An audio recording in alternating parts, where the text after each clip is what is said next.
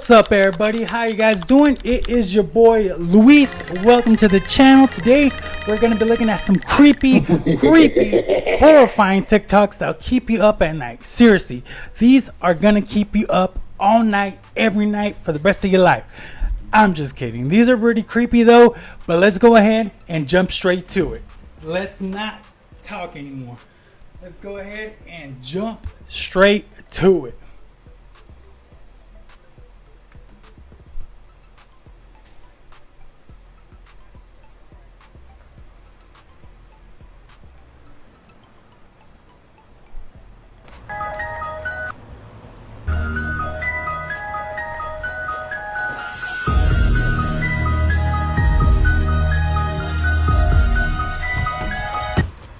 Well, let's read it first. This video shows a man who discovered the truth hidden inside cell phone chips. So basically, this is what's going to happen. What happens inside a cell phone chip.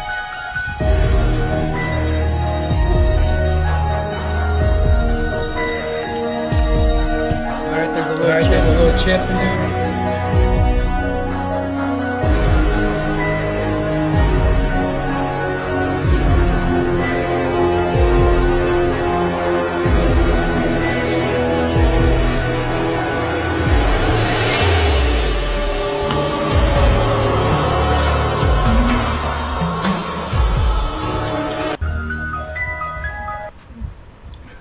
So what, there's another chip inside your chip?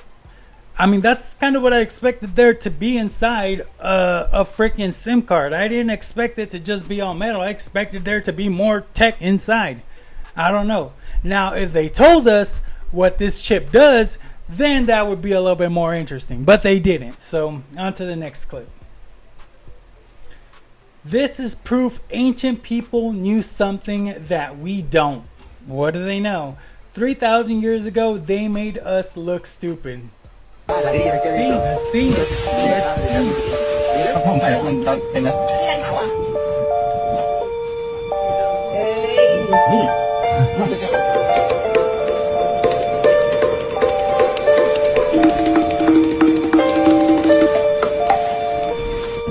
Arkadaşlar hepinize merhaba. Şu kayayı görüyorsunuz değil mi? Şöyle bakın. Normal bir kay. Tabii ben biraz yaklaştığım için ucu belli oldu. Şimdi şöyle yaklaşıyoruz. Bu kayanın içi çok büyük. The only thing they made me look stupid for is for watching this video till the end. That's the only reason why they made me look stupid. Making me think that I was actually going to find something cool. Well, the only thing that did trip me out though was the spoon that was bending. Like, how did that happen? How did they make that happen? Now that right there is a mystery. He started noticing too much. This is Charlie Kirk, everybody. Let's see what he started noticing too much of. The way I say this, the Israeli government has a mandate they're going to try to ethnically cleanse Gaza. I mean, I don't use that term lightly, okay? They're talking about basically removing 2.5 million people. But there are some serious questions here, Patrick. And let me tell you, my pattern recognition over the last 5 years has become pretty sharp. COVID, Maui fires, Epstein. When I see a story and it doesn't click, our guts are usually right. I gotta be careful the way. Well, if that's true, if they are planning to, cleanse Gaza, then shit, we might be looking at a second Holocaust for all we know. That's the only way that I think that they'll be able to cleanse people, unless they just start deporting people straight out the back. But I don't think they're gonna take the time and the resources to do that. They might as well just start shooting people if that's the way that they're gonna do it. I think that's the way that he's inclining that they're gonna do it in. And I don't know, Charlie Kirk might have known too much because, hey, they had to out him, Poor dude. My condolences to their family, to his family. All right, let's go on to the next clip. All right. Contract in plain sight. Just a normal line, right? Until you zoom in and realize it's actually fine print. This is why you should always read the fine print and look behind it. Look at the circles. There's even more fine print in there. See, this is what they mean by reading the fine print. Look at your social. Dude, I did not know that the line on your social security card was literally straight up fine print. That is crazy. I did not know that. I'm actually gonna look. I actually have mine. I'm gonna look at it real quick. Bro, it is fine text. What the heck? That is insane. That is insane. Bro, talk about conspiracy. Now that's a whole rabbit hole on its own right there. All right, let's go on to the next one. Okay, listen carefully. Listen carefully to what she says. I know what I heard. Which is it's more fun for me. So I've asked my viewers to send in photos of their babies for me to rate. And if you want me to rate your baby, please post a photo on Instagram with the hashtag #EllenRateMyBaby. Also, please do not try to rate your baby at home. I am a professional baby rater. Rate my baby. Also, please do not try to rate your baby at home. I am a professional baby rater. Of all the people that they could have to come up with a concept like that for part of a TV show, couldn't think of a worse candidate. Come on, there's a reason why this person keeps fleeing every country they go to. It's almost like they're running away from something. And we all know what that is, don't we? These people who write the scripts for these shows and films and stuff, they must all get together somewhere and think of ways they can mock us and just put it right in front of our faces. And then just crack a little in-house joke at the fact that 99% of the population have no real idea what is going on. I'm rating the baby. Hey, I don't know. It sounded like to me she said that she's a professional baby R word, you know? I don't know what she's trying to get at this, but that is pretty suspicious. Why would she want to ask people to send? Only Ellen DeGeneres could have gotten away with this at that point in her career. She's the only one that could say, hey public, send me pictures of your babies and I'll go ahead and take a look at them and tell you if they're cute or not. She's the only one, because if anybody else would have said anything like this, oh man, you know they'd be looked at like if they were some type of weirdo. But let's go on to the next clip. Okay, what a weird thing to say, but we know what you really mean. All right, on the Ellen DeGeneres show. Scared. How many moms here have ever scared your child and they are so easily scared and then you get the fever for it? Someone here is saying yes, she has scared her child. Right? And I mean, just a couple weeks ago, and I had to stop myself because I realized there's something disturbing or like potentially abusive and long lasting. Isn't it funny how they've mentioned this on that show? Now, we all know about scaring little and the reason why they do that and what they extract from it. But what you got to bear in mind is when they do these shows, they have prompts, they have questions and scripts, and it's all premeditated what they're going to talk about. It's not just off the cuff. So ask yourself, why did they have to put that in there? And if you don't know the answer to that, hopefully the comment section can speed that up for you. Do you scare your children? I don't know. I mean, the only thing I could think of is, reptilians. They like to get emotions from people, and if you're scaring a child, I mean, you're probably trying to get that emotion of fear. You know, you're trying to extract that precious fear from them. I don't know if that's the word right there, but you're trying to get that fear from them. Hey, I don't know. Ellen DeGeneres has been questioned. She could be a reptile. I don't know. I'm not a reptilian theologist or whatever the heck it is. I'm not a doctor, but that's what I'm thinking. You know, I don't know.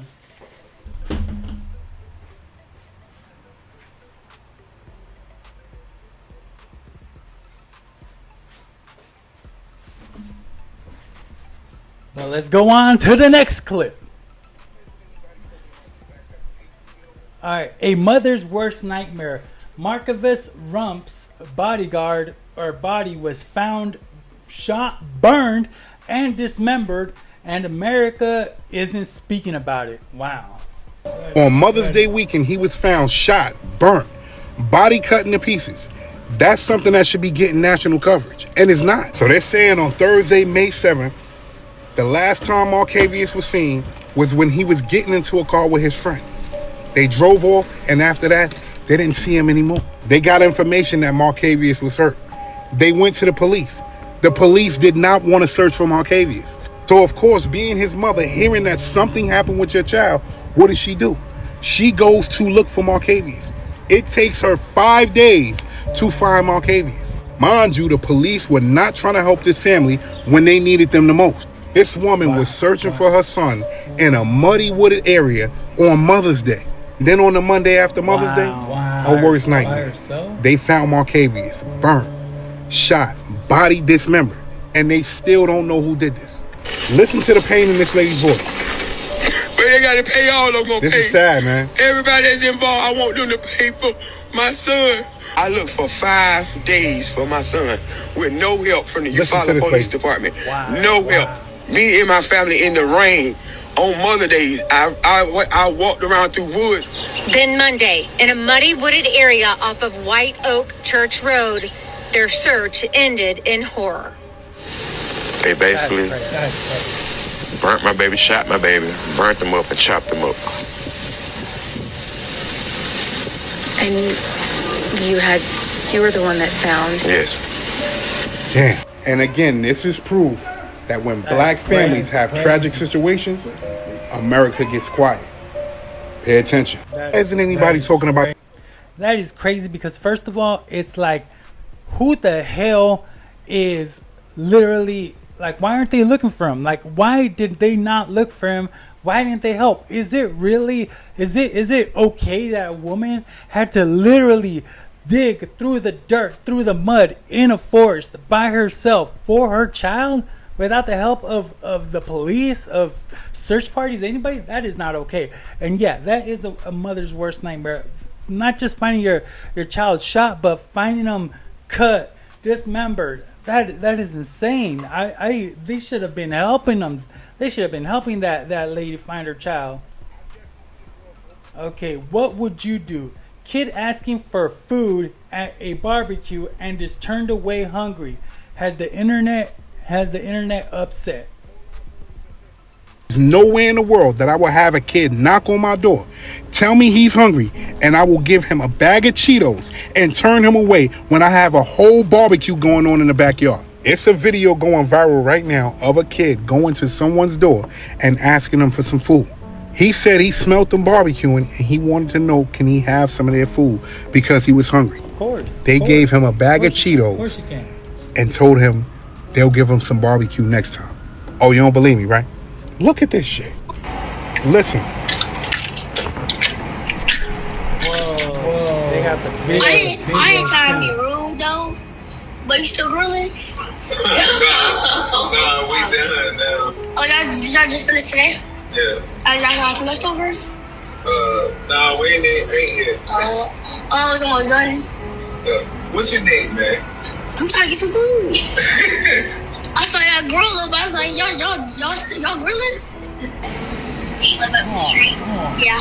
Okay, well, next time we grill, I'll make sure to get something extra for you. Okay. Okay. Okay. What's your name? Jacquez. Jacquez. I'm Miss Ariel. That's crazy. Sorry. My sister named Sorry. Jacquez, do you like? It's not grilling, but do you like Cheeto Puffs? Yeah. Like Cheetos? Okay. Here you go, bud. Thank you. You're welcome. Have a good day, okay? Now, I'm not saying they're wrong for not feeding him. Cheetos. But what I will say is my mother, my aunt, my grandmother wouldn't have never did anything like that. Apparently that baby was hungry. He came over there and asked for food. He's hungry. First and foremost, do you know how hard that is to do? When I was growing up, if you came and knocked on my mom's door and told her you was hungry, she was feeding you. When I was growing up, if you came and knocked on my grandmom's door and told her you was hungry, she was feeding you. Everybody's not fortunate. And again, I'm not saying that they was wrong for not feeding him. I'm just saying that there is no way that I would have let that baby walk away without getting something to eat. Mind you, they record him, put the whole situation online. Come on, man. We got to do better, man. Gotta do better. We got to do better, man. I'm out. I guess. Okay, well, the thing is, he said it himself. Growing up, our parents would have, like, fed that kid. You know what I'm saying? They would have fed that kid 2 times over and still would have given him a plate to go home so he could eat there. And even would have made sure that he's got something to eat anytime, you know? But it's crazy how these people still thought about recording it, putting it online, and just giving them a bag of chips. Like, a bag of chips? Like, come on. They even said it. We haven't even eaten yet. That means that they haven't dug into the food yet. They haven't dug into the food. There's still food left. There's going to be food ready. So why wasn't that kid fed? Why wasn't that kid fed? Oh, there's a new way that people can serve their prison sentences, such as if they have 10 or 15 or 20 years to serve, but they can serve it in a matter of minutes now. What? Tell me more! Yeah, there's this new plan in place right now that they're starting to roll out and implement with some inmates at the moment. But what is it, you ask? Oh, I'm glad you asked, because what it is it's called Cognify. And what they do is they implant a chip into your brain, which will essentially, what their plan is to reform that person into society. And so when they get back into society, they will be incapable of actually committing any other crimes as long as they're alive. But the crazy thing is, it doesn't stop there. What can also happen is this only takes about 7 minutes to take place, this whole process, to put the chip in. But it does seem like years for the patient. Then, depending on the severity of the crime they've committed, such as if they've hurt somebody or whatnot, they can actually feel that type of pain from that chip, as well as the emotional pain that the families felt. Okay. What's that? Oh, there's a new way. Damn, so I mean, I don't get it. Tell me if you guys understood. So you get a chip in your head for 7 minutes or something, or they put it in 7, but for you it feels like it's forever or it feels years. And also you get to feel the pain that the family felt. Where are they gonna make you go through depression or something? I don't know. I thought it was gonna be like you stay asleep or something like that for a couple of years while you play out your sentence. Like if you have a 20-year sentence, you go to sleep for 20 years and you wake up. I thought it was something like that. I don't know. But even then, you know what? It's going to suck because you don't have the opportunity to, like, you know, better yourself. You're not going to be like, you know what? Hey, I could go to school while I'm in prison, or I could do this, or I don't know. I don't know, really. I mean, but it will cut costs down, but People are running out of gas faster, and it's also going to be the reason that most people's vehicles are going to go to crap quickly. Tell me more! Yeah, this is wild because, as people may have heard or not have heard, they are putting up to now 15% of ethanol in gasoline, which essentially is just kind of a way of helping supposedly the gas last longer, but that is not what is happening at the moment. What it's actually doing is making people run through their gas quicker, and what's also happening is strange and weird things to vehicles, such as people are experiencing the high idle. You know, when you're pulling up somewhere and all of a sudden your vehicle starts to shake a little extra hard and then kind of goes idle again. Yeah. The major problem with this is older vehicles are going to be decimated by this very quickly, because their engines are older, obviously, and the cars are just older in general. Newer vehicles are still going to have this happen, but the problem is it's going to be forcing people into buying new vehicles because their older ones aren't going to last now. Oh, fun! What's that? I don't know. That just seems like it's a way for people to make more money off of less gas. I mean, they're like, hey, let's just put some ethanol, something that's actually going to combust and still keep the car running, but it's going to cost us way less.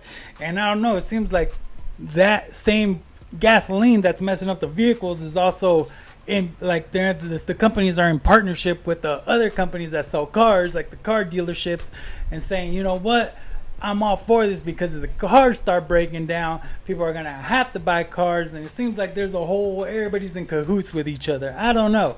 That's what it seems like to me. CERN, wait up guys.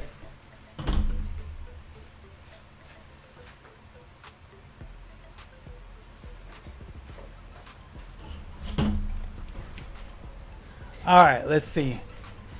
CERN may have sent us into another timeline. Who is Richard Field? I thought they were trolling me. No, they're trolling us. Oh, what? Turns out you have a brother who is a scientist, a high energy particle scientist. High energy particle scientist. Particle scientist. He's one of the finest scientists on Earth. And where does he do his work? At CERN. You want me to believe that the woman who is in the most amount of Mandela controversies, not only her name, but her acceptance speech, released this information about the Higgs particle, the God particle, and he was one of the scientists who made that discovery at CERN, which I was able to go and visit. You mean to tell me that her brother is a theoretical physicist who's worked at CERN?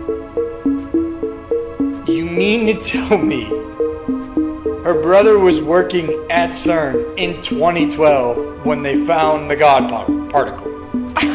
The work that is being done there will help find another piece of the puzzle about existence, how we're here and where we are. How we started.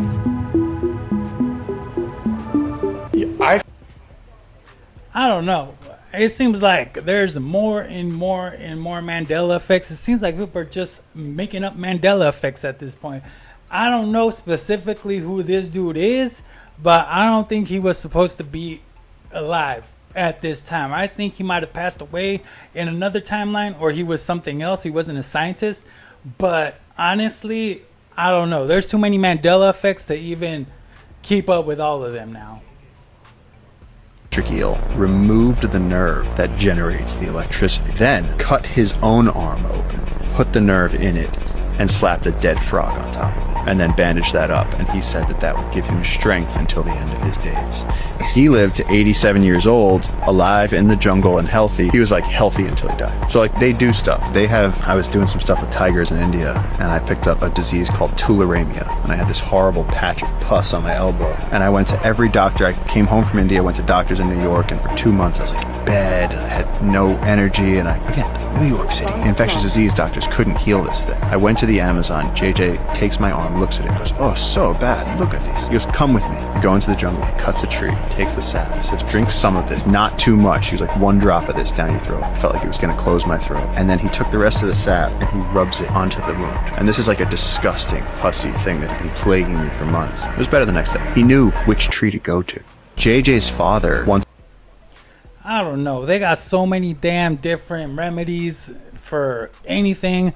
And it's crazy because modern medicine and Western medicine tries to figure things out through a scientific way. But it seems like people in the Amazon or the jungles already know what to do. I mean, it seems like they already got the remedies for everything that these other people are still trying to figure out. I don't know. To me, it seems it's a little bit off.